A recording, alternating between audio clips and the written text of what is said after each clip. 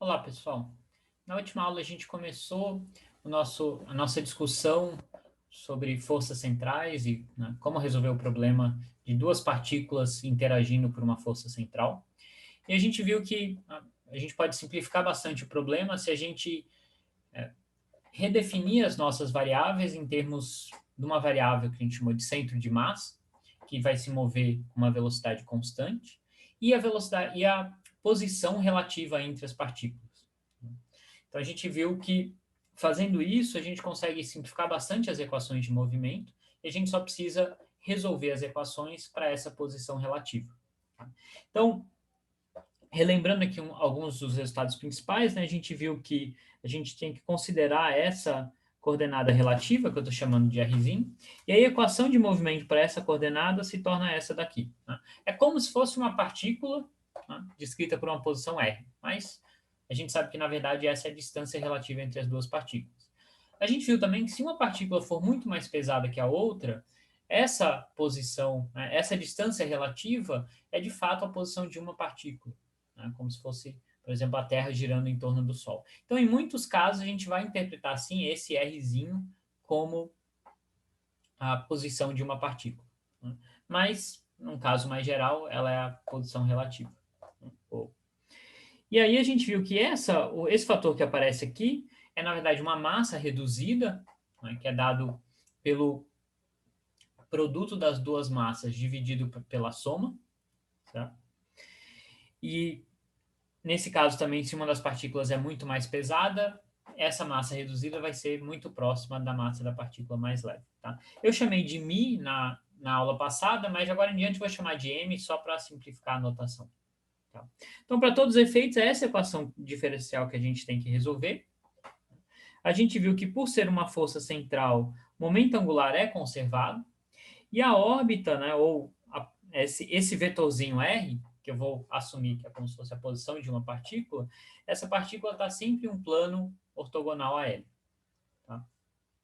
Então, o que a gente quer fazer nessa aula? A gente quer desenvolver mais essa equação aqui e ver até onde a gente consegue ir antes de realmente resolver a equação. Porque para resolver a equação a gente precisa especificar qual é essa força. Mas eu vou querer desenvolver o máximo possível o formalismo para um caso geral, depois a gente aplica para a força gravitacional ou outros exemplos. Tá? Então, a primeira coisa que a gente tem que fazer é especificar um sistema de coordenadas para poder escrever esses vetores. Certo? Então, nesse caso, o que vai simplificar muito? A gente escolheu um sistema de coordenadas com a origem na posição do centro de massa. Como o centro de massa está se deslocando com uma velocidade constante, esse é um referencial inercial. Então, eu posso ir nesse referencial e colocar o meu sistema de coordenadas nessa posição do centro de massa, que não é algo físico, não precisa estar em cima de uma partícula ou alguma coisa assim. De novo, no caso em que uma partícula é muito mais pesada que a outra, por exemplo, sistema Sol-Terra, eu vou sempre usar esse exemplo, isso significa colocar o sistema de coordenadas em cima do Sol. Né? E como o Sol vai estar parado ou se deslocando com uma velocidade constante, obviamente não, né, no nosso sistema solar complexo, mas nesse caso simples, esse sistema de coordenadas com a origem no Sol é um sistema inercial.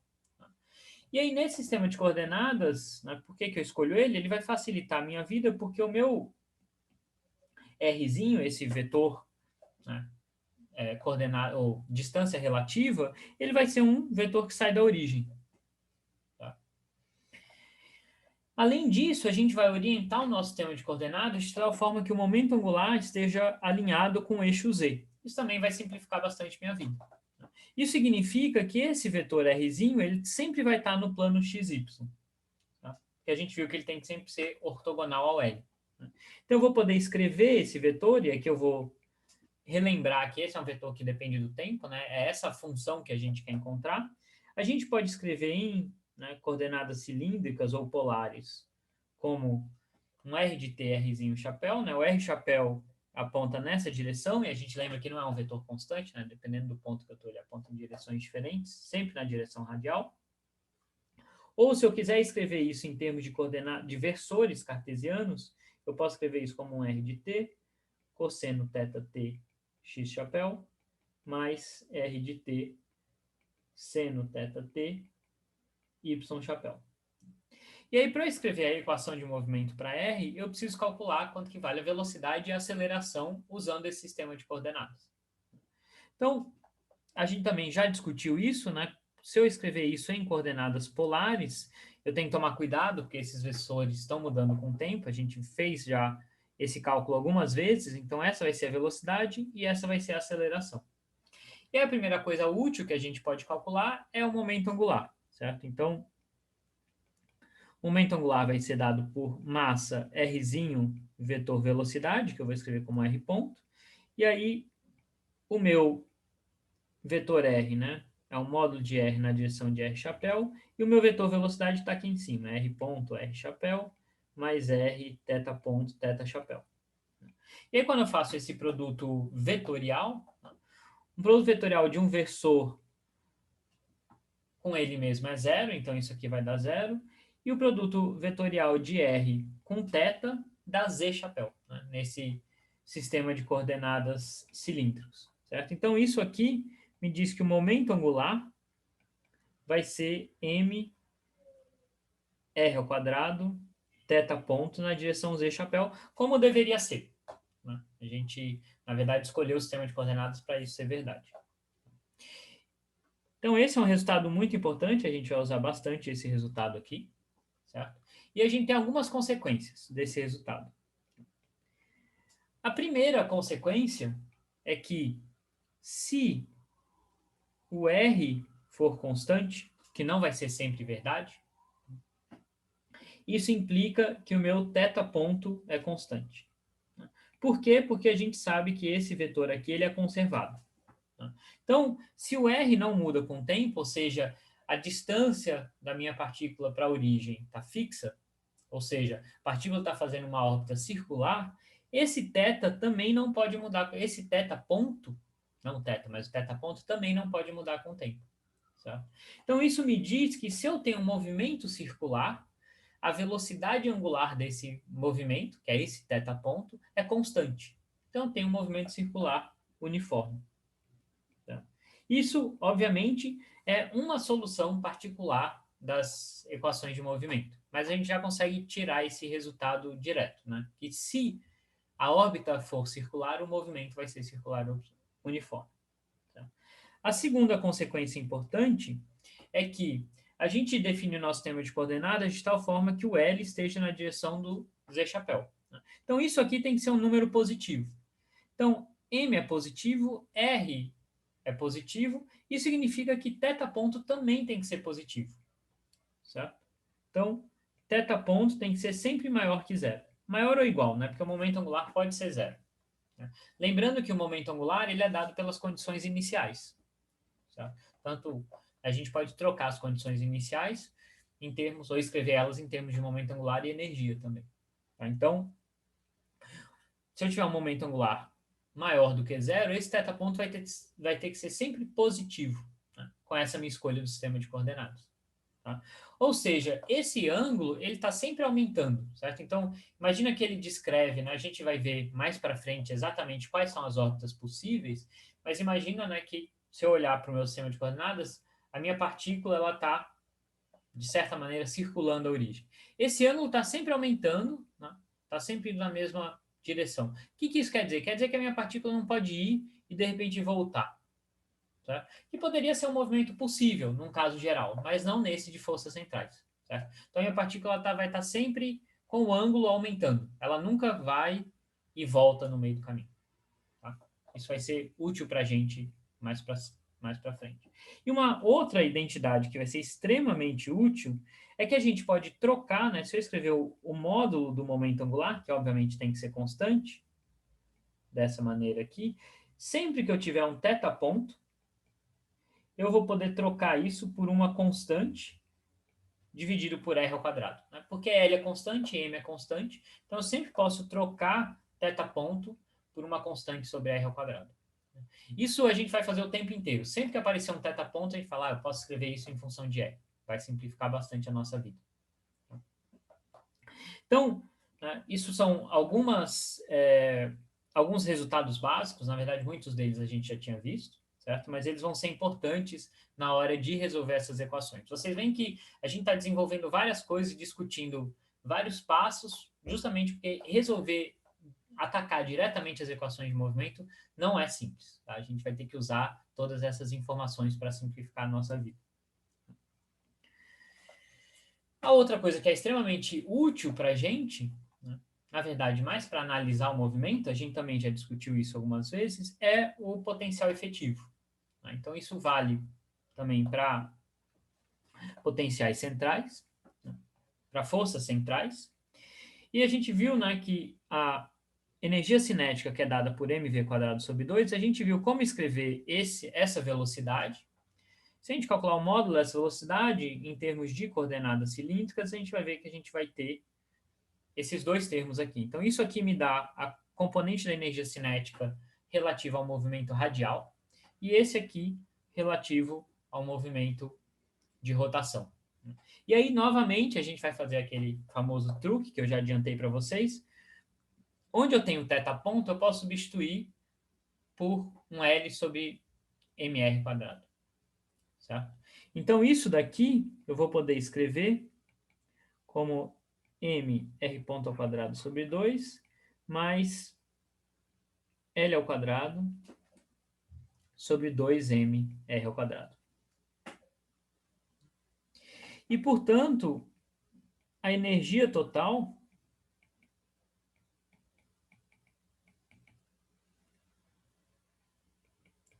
vai ser igual a mr² sobre 2 mais o que a gente chama de um potencial efetivo.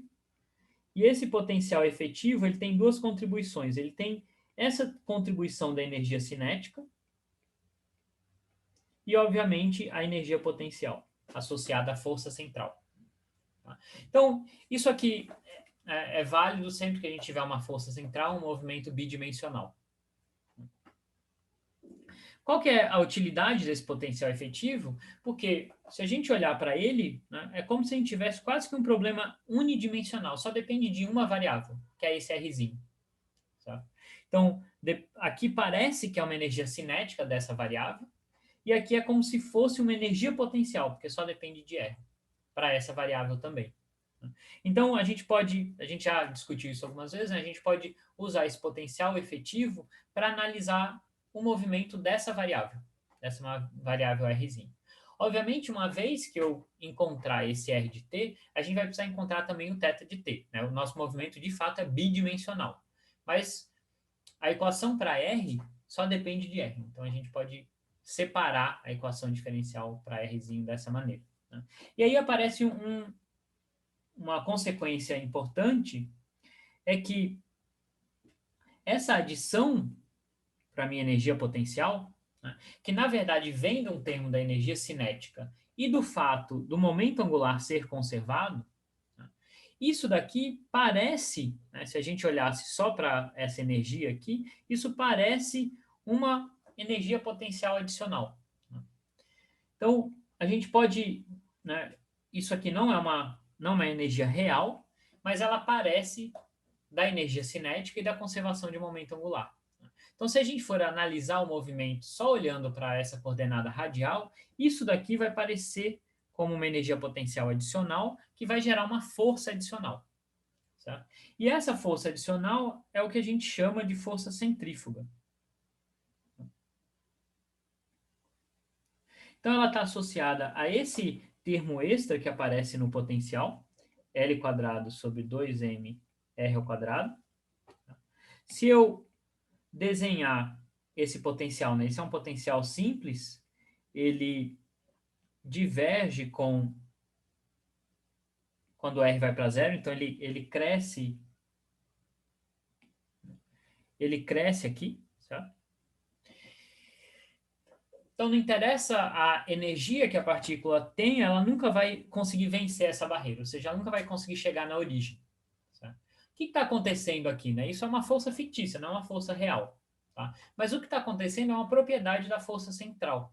Né? Que se a partícula tiver uma certa velocidade, né? Ou uma certa velocidade que não esteja indo em direção à origem, estiver um pouquinho deslocada da origem, a força central vai tentar trazer ela para a origem, mas ao mesmo tempo vai acelerar ela.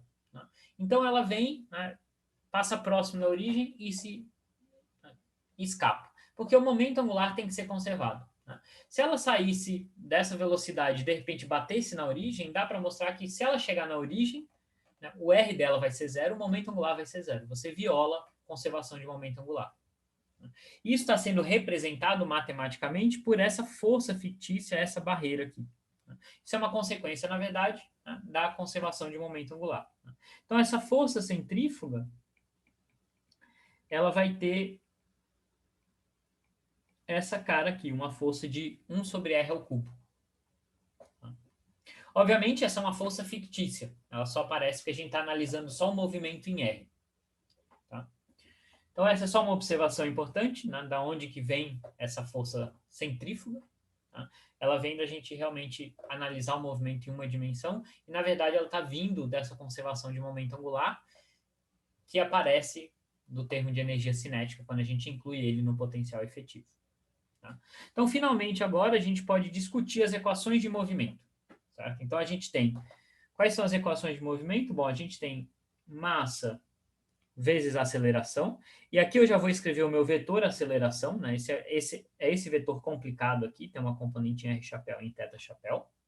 E isso aqui é igual a uma força central que está sempre apontando na direção de R chapéu. Certo? Então, isso vai... Eu vou poder, como isso é um vetor do lado esquerdo e um vetor do lado direito, as componentes têm que ser iguais. Então, se eu igualar a componente R chapéu, eu vou ter M R dois pontos menos R θ ponto ao quadrado igual a F de R. Essa é a equação que a gente vai ter que resolver no final das contas.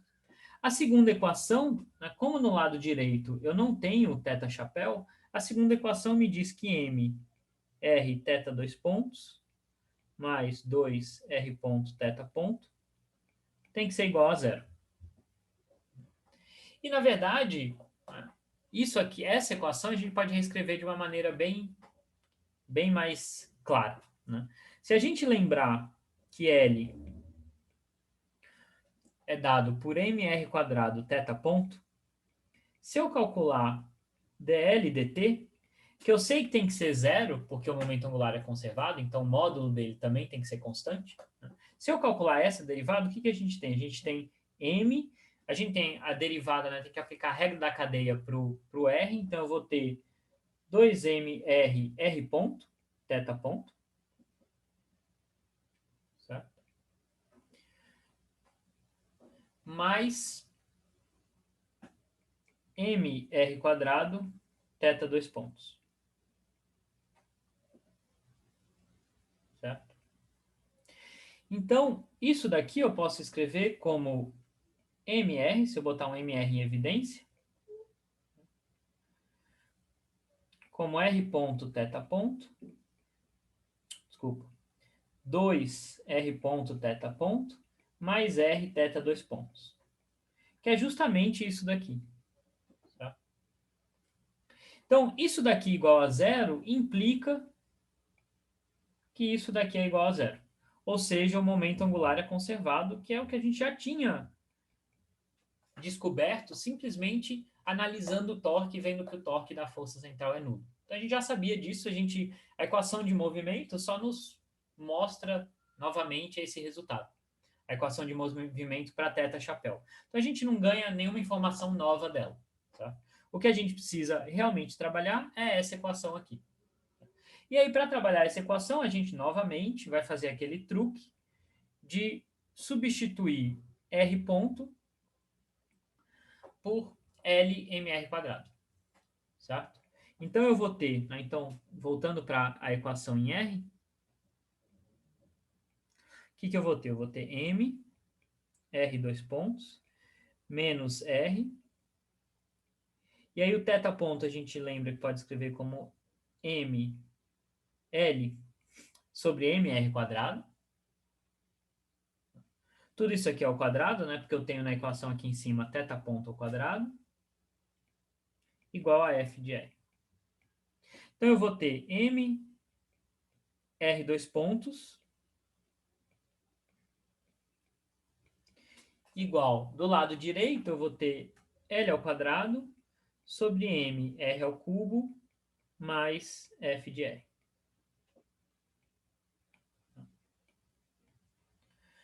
Então, essa é a equação diferencial que a gente tem que resolver. É uma equação para uma variável, só depende de R. Tá? Pode ser uma equação complicada, né? Porque aqui eu vou ter uma função de R, aqui eu tenho uma função de 1 sobre R ao cubo. Tá? Mas não é impossível de ser resolvido. Tá?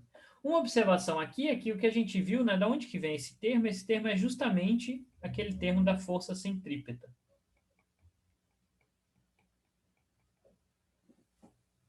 Então, aquela força fictícia apareceu aqui quando a gente considerou o movimento só, ou a dinâmica só dessa variável Rzinho. Tá?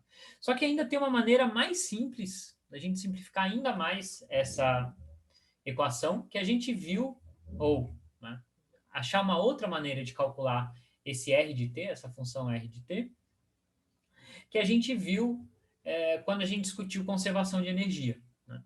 A gente viu que a gente pode usar o fato da energia ser conservada para encontrar uma expressão para essa função R de t.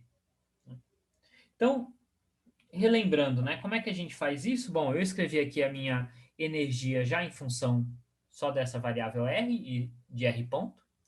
E aí o que eu faço é isolar a minha derivada R ponto. Tá? Então, isso aqui eu posso escrever como mais ou menos raiz de 2 sobre M. E aí eu vou ter E menos L ao quadrado sobre 2mr quadrado, mais U de R, tudo isso elevado ao meio. Então, o que eu fiz foi simplesmente resolver para R ponto. Como eu tinha um R ponto ao quadrado aqui, eu tenho duas possibilidades, o sinal positivo e o sinal negativo. A gente já discutiu um exemplo unidimensional de como usar isso daqui para achar a função R de t. A gente tem que tomar um certo cuidado com esses sinais, nem sempre é trivial, mas formalmente a gente pode usar essa equação. Se eu integrar dos dois lados no tempo, né, do lado esquerdo eu vou ter mais ou menos, né, na verdade o truque aqui é passar tudo isso aqui que depende de R para cá, e integrar dos dois lados no tempo, certo? Então, quando eu passo para o lado esquerdo, eu vou ter aqui um M sobre 2, e aí eu vou ter uma integral de R0 até R, de 1 sobre a raiz de tudo isso daqui, né? E menos L ao quadrado sobre 2mr quadrado mais U de R, menos, né? Aqui é que deveria ser um menos U de R.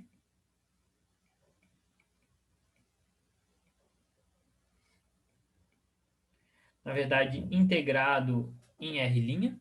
E do lado direito eu vou ter uma integral em dt' de t0, que eu vou assumir como zero, só para ser mais simples, até t. Então isso aqui me dá simplesmente t. Então, o que eu fiz com todas essas manipulações? Né?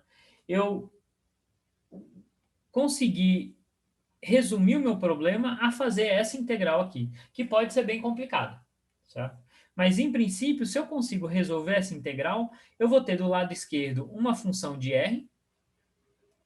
Tá? Do lado direito eu tenho t, e aí eu tenho que inverter essa função. Né? Eu vou ter uma equação que envolve rt, e eu vou ter que escrever r em função de t. Certo? Então, eu posso usar isso daqui, em princípio, para achar a solução r de t. Então, é uma equação, né? é uma expressão quase que final, tudo que a gente precisa fazer é uma integral. Só que essa integral, em muitos casos, é muito difícil de ser feita. Certo? Mas, em princípio, tudo que a gente precisa fazer, de fato, é resolver essa integral. Tá bom? Então, na próxima aula, a gente vai discutir ainda mais um pouco desse formalismo, certo? Porque vão ter algumas outras equações úteis também que vale a pena derivar, no caso desse movimento sob uma força central. E aí, assim, a gente vai finalmente resolver essas equações. Tá bom? Mas é bom a gente ter uma ideia geral, né, das propriedades físicas das soluções, para a gente entender bem os resultados. Tá? Mas por essa aula era isso. Tchau, tchau.